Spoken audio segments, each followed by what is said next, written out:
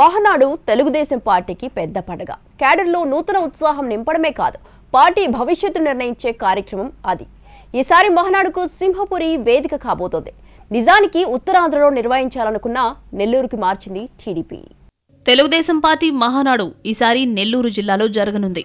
Party వ్యవస్థాపకులు నందమూరి తారక రామారావు జయంతి సందర్భంగా మే 27, 28, 29 తేదీల్లో మహానాడు నిర్వహిస్తారు.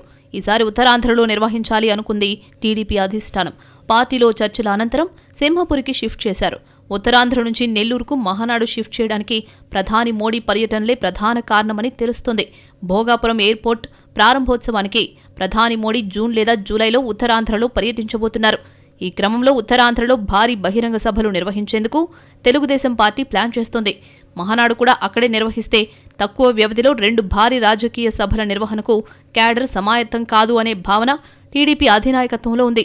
ఒకే ప్రాంతంలో 2 పెద్ద కార్యక్రమాలు నిర్వహించడం కంటే పార్టీ పండుగగా భావిస్తున్న మహానాడును వేరొక చోట నిర్వహిస్తే పార్టీ మైలేజ్ కూడా వస్తుందని అధినేత భావిస్తున్నారనే ప్రచారం జరుగుతోంది. అందుకే ఈసారి నెల్లూరు జిల్లాను ఎంచుకుంది తెలుగుదేశం పార్టీ. టీడీపీ ఆవిర్భావం నాటి నుంచి ఇప్పటి వరకు నెల్లూరు జిల్లాలో మహానాడు జరగలేదు. 2024 ఎన్నికల్లో నెల్లూరు జిల్లాను టీడీపీ క్లీన్ స్వీప్ చేసింది.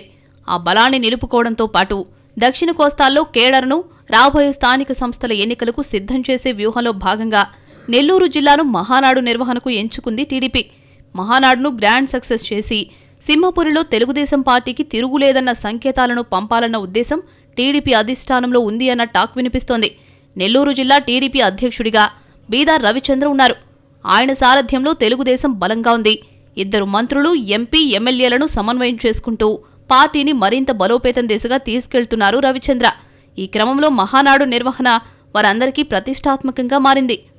మహానాడుకు వేలాది మంది ప్రతినిధులు, లక్షలాది మంది కార్యకర్తలు హాజరవుతారు. దీనికి సుమారు 200 నుంచి 300 ఎకరాల విస్తీర్ణంలో ఏర్పాట్లు చేయాల్సి ఉంటుంది. నెల్లూరు నగరం చుట్టుపక్కల అంత పెద్ద ఖాళీ స్థలం ఎక్కడా లేదు. దీంతో కనీసం 150 ఎకరాలైనా ఉండేలా ప్లాన్ చేస్తున్నారు.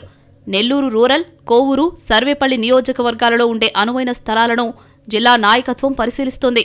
కోవూరు జాతీయ రహదారి సమీపంలోని ఇఫ్కో భూములు, రేగడి చెలిక వద్ద 110 ఎకరాలు, రూరల్ పరిధిలోని మరికొన్ని స్థలాలను జిల్లా నాయకత్వం పరిశీలించింది.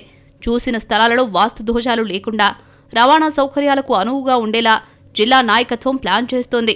పసుపు పండుగను సింహపురి గడ్డపై విజయవంతంగా నిర్వహించేందుకు జిల్లా నాయకత్వం సాయశక్తులా ప్రయత్నం చేస్తోంది.